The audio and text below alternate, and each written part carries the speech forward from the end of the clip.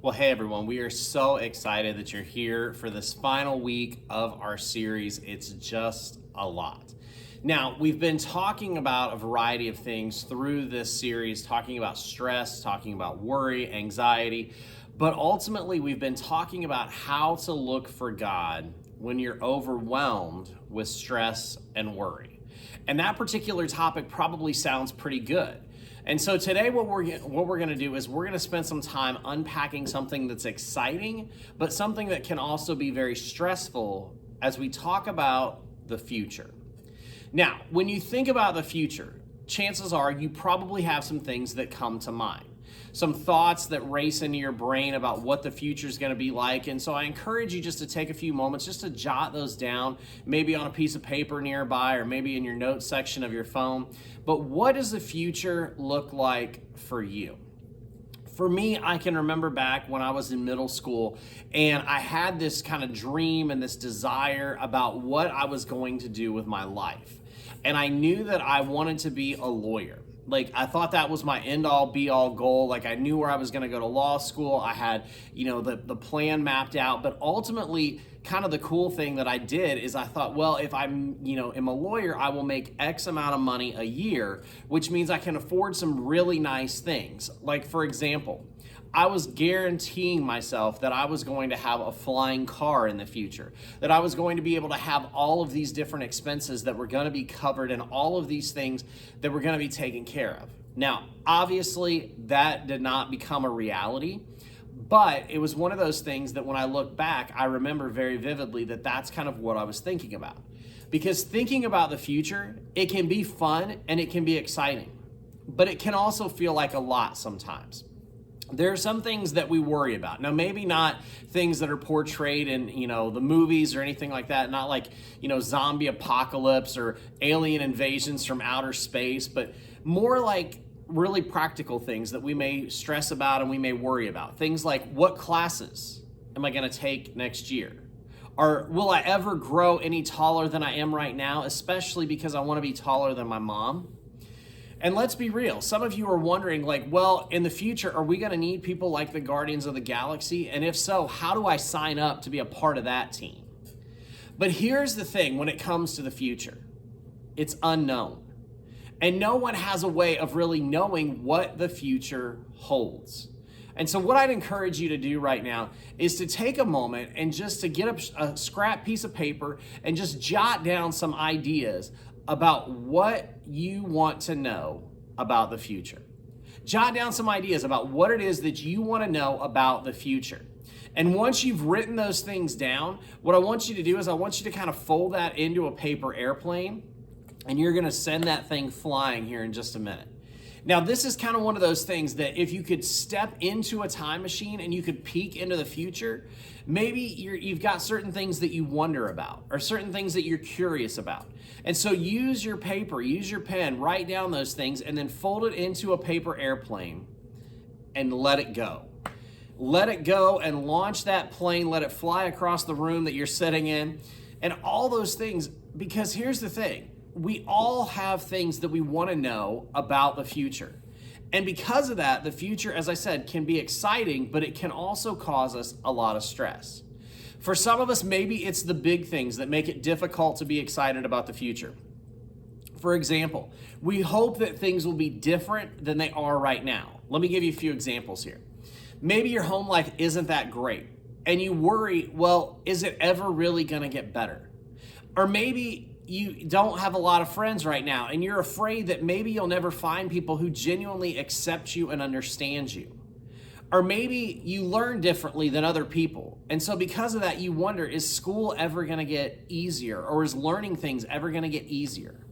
You see, whatever it is that you're nervous about when it comes to the future, it causes anxiety and it causes us to worry because we're worried that we won't eventually see the change that we desire to see. Now, for others of us, the stress and worry isn't necessarily in those big things, but it's the exact opposite because maybe we stress about the future because we don't want things to change.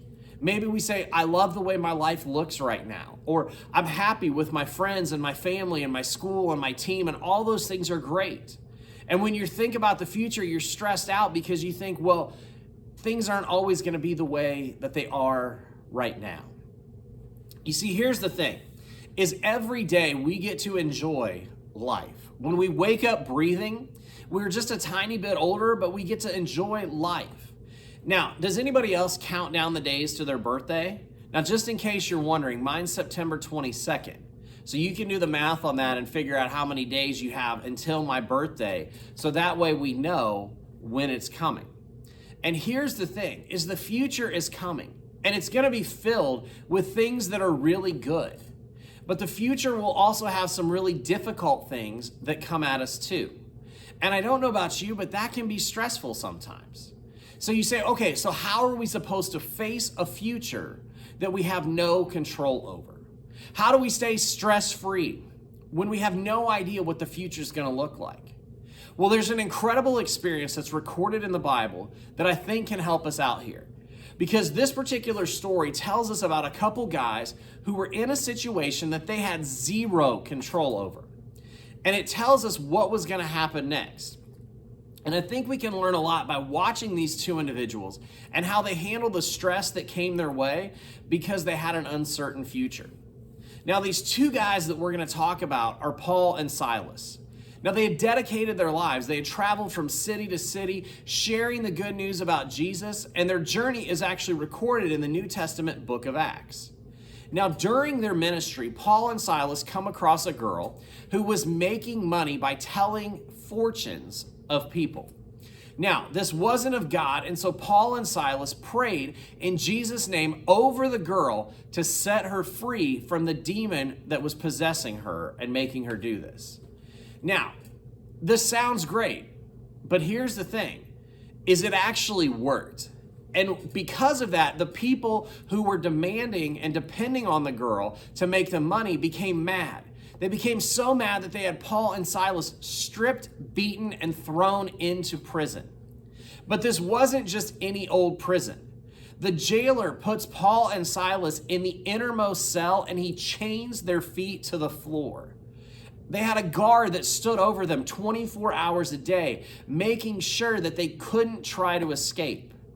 So in other words, it's a lot that's going on, right? And in this super stressful situation, what did Paul and Silas do? Well, let's find out. So about midnight, this is what it says in Acts 16. About midnight, Paul and Silas were praying. Now, even if you're not sure about all this God stuff, I think that all of us, if we were in their situation, we would probably be heaving up some pretty desperate prayers, right?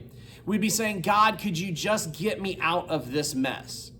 And chances are maybe you've prayed prayers like that before. I know I have, where we're in stressful situations, and Paul and Silas were praying those kinds of prayers, but there was a little bit different tone to their prayers because they weren't prayers of desperation. They were rather prayers of hope. And how do I know? Well, because if you continue reading the verse, here's what it says. About midnight, Paul and Silas were praying and singing hymns to God. Now, these guys weren't just like humming a tune under their breath or something. They were full on singing while they were in prison, feet strapped to the floor in the innermost cell. They were chained up, beaten up, and their future looked anything but up. And there was so much that was unknown. Like, how long would they be there? Would they ever be released? Were they going to be beaten again on the next day? And in the middle of facing a super stressful moment and an uncertain future, they chose joy. They chose prayer, and they chose praise. And I think there's an important lesson for all of us right here, is that you can choose joy over worry. You can choose joy over worry. Now, Paul and Silas, they had little control over their current circumstances, and they had even less control over their futures. But instead of choosing things like stress and fear and hopelessness, they faithfully followed Jesus and they chose joy. They chose to turn to God. They chose who they trusted with their present and with their future. Now, if this were the end of the story, this would be good enough. But right in the middle of Paul and Silas's worship set, something crazy happened. The story continues. It says, suddenly there was a massive earthquake, and the prison was shaken to its foundations. All the doors immediately flew open, and the chains of every prisoner fell off. Now, this is great news for the prisoners, right? But it's bad news for the guard that was now worried about his own future. Because if all the prisoners escaped, he would certainly be put to death. And he was so worried about what might happen to him that he literally drew his sword and he was about ready to kill himself. But let's read what happens next. It says, "But Paul shouted to him, 'Stop, don't kill yourself. We are all here.' The jailer called for the lights, and he ran to the dungeon, and he fell down trembling before Paul and Silas. And then he brought them out and asked, 'Sirs, what must I do to be saved?'" Now, hit the pause button, because here's the guard who's watching over Paul and Silas. And suddenly he feels completely different because he's amazed at how Paul and Silas have responded to their uncertain futures. And the guard literally puts his faith in Jesus right then and there. And that's the other lesson that I think we can learn from Paul and Silas, is that every day that you choose joy over worry, you never know who else's future you might change. Now, I know this doesn't take the questions about your future away immediately, but I do think that it can help us navigate the stress that we feel in unknown circumstances. It can help us remember that every day we can choose joy over worry. And you say, okay, that sounds great, but how do I do that? How do I choose joy over worry when I'm feeling stressed, when I'm feeling anxiety? Well, here's where I would start. First, I would identify what you're worried about. Identify what you're worried about. And when I say choose joy, I'm not saying put on a pretend smile or put on, a fake, act that, you're feeling fine when you're not. That doesn't help anybody. But it's important for us to identify what it is that you're worried about, what it is that you're stressed about. Be honest about it and identify it to yourself, to someone that you trust, and to God. So that's the first step, is identify what you're worried about. Then second, we have to remember what God can do. Remember what God can do. Paul and Silas experienced God's faithfulness, His goodness, and His love many times throughout their lives. And so when their backs were literally up against the wall, they weren't left going, well, I wonder if God will provide, or if God cares, or if God will be faithful to us. Instead, they remembered the way that they had seen God show up in the past, and they had the hope that God would do the same in the future. And that's what I want you to do too. When you're worried about what's ahead of you, or you're stressed about the unknown, look back and remember how God has been faithful to you in the past, and choose joy both for today and for your future. And then finally, be grateful. One of the best things you can do when you're worried is to practice gratitude. Look for the things to be thankful for, even in the middle of your stress and your worry. Whether they're big or small, the more things you can think of to be thankful for right now, the more you'll see joy show up as a result. Now remember, choosing joy is not a quick fix. And I'm not asking you to pretend that you're okay when you're not. I get that sometimes choosing joy really doesn't feel possible. And when that happens, it's important to know that you may need help. And so talking to an adult that you trust can be a great first step, especially when it comes to things like stress and worry that can actually lead to things like depression and anxiety that don't just go away. But let's go back to the story of Paul and Silas. You remember what they did when they encountered a really difficult situation?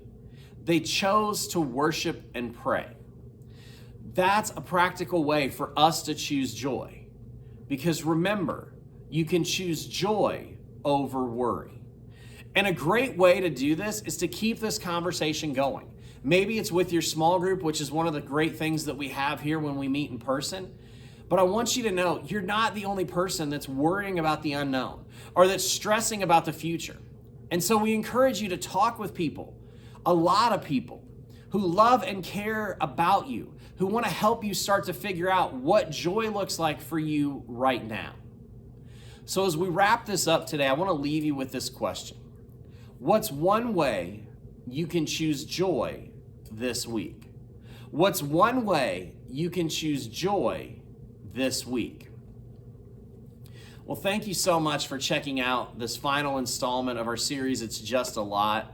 Hopefully these last couple weeks have been really helpful to you as we've kind of been on this journey looking at the topic of stress and worry. And we know that we didn't cover hardly anything with this topic because it's such a big topic. And that's why we encourage you to join us in person. We meet from Sunday nights from 6 to 8 p.m. in the youth room here at New Hope Church. And we'd love for you to connect with me, with our adult leaders, with our small groups, because we want you to have people to talk about these things with.